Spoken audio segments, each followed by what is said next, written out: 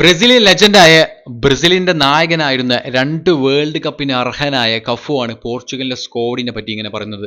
അത് എന്താണെന്നറിയോ പോർച്ചുഗലിന്റെ സ്ക്വാഡിനെ പറ്റി പറഞ്ഞത്? പോർച്ചുഗലിന്റെ സ്ക്വാഡ് എടുത്തു നോക്കിക്കഴിഞ്ഞാൽ മിക്ക പ്ലേയേഴ്സും വലിയ ടീമുകളിൽ കളിക്കുന്ന പ്ലേയേഴ്സാണ്. എന്നിട്ട് പോർച്ചുഗലിന്റെ ടീമിന് വേൾഡ് കപ്പ് അടിക്കാനോ മികച്ച റിസൾട്ടുകൾ ഉണ്ടാക്കിയെടുക്കാനോ പറ്റുന്നില്ല. അതിന് കാരണം കൂടി അദ്ദേഹം പറഞ്ഞു, ഒരു ഒത്തൊരുമയില്ലാതെ ഒരു കോർഡിനേഷൻ ഇല്ലാതെ കളിച്ചത് കൊണ്ടാണ്, അങ്ങനെ കളിക്കുന്നത് കൊണ്ടാണ് ഒരു റിസൾട്ട് ഉണ്ടാക്കിയെടുക്കാൻ പോർച്ചുഗൽ ടീമിന് പറ്റാത്തത്. അതിൻ്റെ കൂടെ തന്നെ അദ്ദേഹം കൂട്ടിച്ചേർത്തു, 2002 ഞങ്ങൾ ഞങ്ങളുടെ നായകന് വേണ്ടി കളിച്ചതുപോലെ നിങ്ങൾ നിങ്ങളുടെ നായകന് വേണ്ടി കളിക്കുകയാണെങ്കിൽ മികച്ച റിസൾട്ടുകൾ നിങ്ങൾക്ക് ഉണ്ടാക്കിയെടുക്കാൻ കഴിയുമെന്നാണ് കഫു ഇൻ്റർവ്യൂവിൽ പറഞ്ഞ കാര്യം.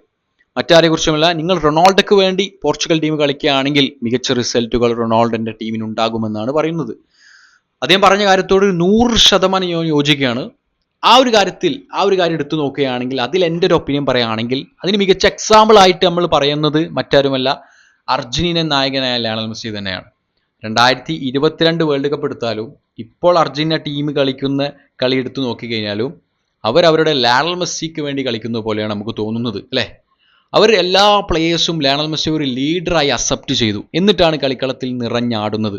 മെസ്സി ഒരു ഫൗൾ ചെയ്യപ്പെട്ട് കഴിഞ്ഞാൽ എല്ലാവരും വന്നുകൊണ്ട് ഒരു വാൾ ക്രിയേറ്റ് ചെയ്യുക, ഒരു പ്രൊട്ടക്ഷൻ ക്രിയേറ്റ് ചെയ്യുക, മെസ്സിനെ കാവൽ നിൽക്കുക, മെസ്സിനെ പ്രൊട്ടക്റ്റ് ചെയ്യുക. അങ്ങനെയുള്ള കാഴ്ചയൊന്നും പോർച്ചുഗലിൻ്റെ ഒരു മത്സരത്തിലും റൊണാൾഡോ വീണ് കഴിഞ്ഞാൽ നമ്മൾ കണ്ടിട്ടില്ല. ഓപ്പണിംഗ് ടീം വന്നിട്ട് അദ്ദേഹത്തെ എഴുന്നേൽപ്പിക്കുന്ന സീനുകളാണ് നമ്മൾ കണ്ടിട്ടുള്ളത്, അല്ലേ? എന്ന് വെച്ചാൽ റൊണാൾഡോനെ ഒരു ലീഡറായി പോർച്ചുഗലിലെ കുറേ പ്ലേയേഴ്സൊന്നും അക്സെപ്റ്റ് ചെയ്തിട്ടില്ല. അതുകൊണ്ട് തന്നെയാണ് ഒരു കോർഡിനേഷൻ ഇല്ലാതെ, ഒരു ഒത്തൊരുമില്ലാതെ കളി പോർച്ചുഗലിന് നടക്കുന്നത്. മാച്ചുകളിൽ തന്നെ അങ്ങനെയാണ്. അപ്പോൾ ട്രെയിനിങ് സെഷൻ എങ്ങനെയായിരിക്കും?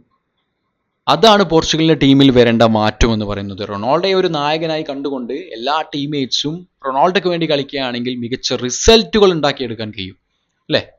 സത്യമാണ്.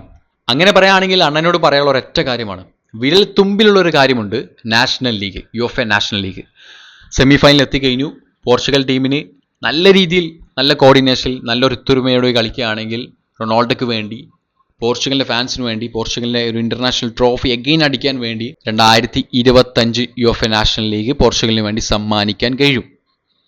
അതടിച്ചില്ലെങ്കിൽ റൊണാൾഡോ ഇനി 2026 വേൾഡ് കപ്പിന് വേണ്ടി കാത്തിരിക്കരുത്.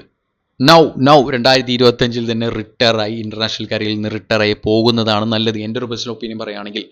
കാരണം യുഎഫ്എ നാഷണൽ ലീഗ്, വിരൽ തുമ്പിലുള്ള യുഎഫ്എ നാഷണൽ ലീഗ് അടിക്കാൻ പറ്റില്ലെങ്കിൽ പിന്നെ എങ്ങനെ ഈ സ്കോഡും വെച്ച് 2026 വേൾഡ് കപ്പ് അടിക്കാൻ പോകും? ഒരിക്കലും സാധിക്കില്ല.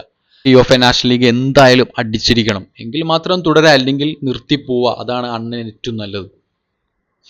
ഓക്കെ ഫ്രണ്ട്സ്, ഇതിനെക്കുറിച്ചുള്ള അഭിപ്രായങ്ങൾ നിങ്ങൾ കമന്റ് ബോക്സിൽ കമന്റ് ചെയ്യുക. ഓക്കെ ഫ്രണ്ട്സ്, വീഡിയോ അവസാനിപ്പിക്കുന്നു. ബൈ, ഇറ്റ്സ് മീ സ്കോറസ് മൈ.